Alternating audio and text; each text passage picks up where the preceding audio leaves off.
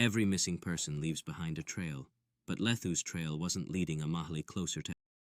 It was pulling her deeper into something that had begun long before he disappeared. Amali Dlamini, a dedicated detective, felt the weight of the case pressing down on her. She knew something about Lethu's disappearance was different from ordinary cases. After finding a mysterious list of names, all teenagers connected by unexplained deaths, Amali returned to the blue door behind the abandoned barbershop. The room had an unsettling aura that she couldn't quite ignore. Something about the room bothered her more than she expected. She had a feeling she'd missed an important detail during her initial investigation. When Amali stepped inside again, the air felt different, heavier, as if the walls themselves were holding their breath. She carefully combed through every inch of the room, sensing hidden secrets lurking near. The ropes on the ground were frayed, recently used, she noted with suspicion. The candle had burned only halfway, indicating recent activity in the space. Whoever had been there wasn't planning on staying long, she deduced. Then her gaze fell on a peculiar detail, a small raised metal square under the wooden chair. It was a floor plate, and her instincts told her it held significance. When she pulled it open, she discovered a tiny hidden camera facing the chair directly, recording everything that happened in that room. Someone had been watching Lethu, and Amali's stomach clenched. Back at the police station, Amali connected the camera to a monitor to analyze the footage. The last recorded file was only minutes before Lethu disappeared into thin air.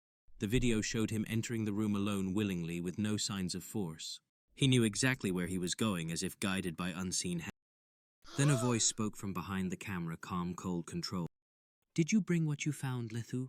the voice inquired. Lethu answered in a shaky voice Amali had never heard from him before, lips trembling. "I won't give it to you. People need to know the truth," he declared defiantly. The silhouette of the speaker appeared only briefly, a shadowy figure barely visible. Then the screen went black, leaving Amali in a tense silence. She heard a single terrified scream echo through her mind, chilling her to. Replaying the audio repeatedly, Amali isolated the voice again and again. It wasn't a stranger. It was someone with education, patience, and a long history of darkness. Her tactical mind raced to identify who it could be who had the skill and motive. She ran the audio through her system. No match, no criminal record visible in their database. But one detail kept haunting her, a faint background noise, a school bell. Not from the main school, but from the older abandoned block shut down 10 years earlier. Why would a recording in a barbershop contain the sound of a bell from an obsolete building? Driven by her instincts, Amali drove straight to Lethu's school, heart pounding. Students poured out of classrooms, oblivious to the creeping darkness infiltrating their hallways. She slowly approached the old school building, locked, rusted, and long forgotten. But as she moved closer, her breath hitched in her throat.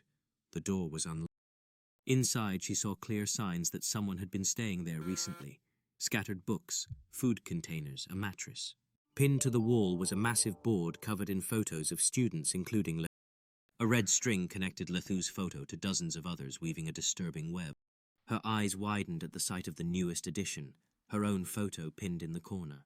And beneath her picture, written in blood-red ink, Detective Dlamini, observing. Her mind raced as she realized the kidnapper was already watching her, analyzing her every move. Amali's breath caught in her chest, understanding suddenly the terrifying scope of the. She had stepped into a game far bigger and more sinister than she initially thought. With a fierce resolve, Amali knew she had to uncover who was behind this elaborate. This was no ordinary kidnapping, it was a carefully orchestrated psychological mayhem. She clenched her fists, determined to reveal the truth hiding in the shadows. The haunting trail of Lethu's disappearance was intertwined with secrets from the past. Amali understood her investigation was becoming a battle of wits against a calculating adversary. Each new clue uncovered only deepened her suspicion that someone was always watching.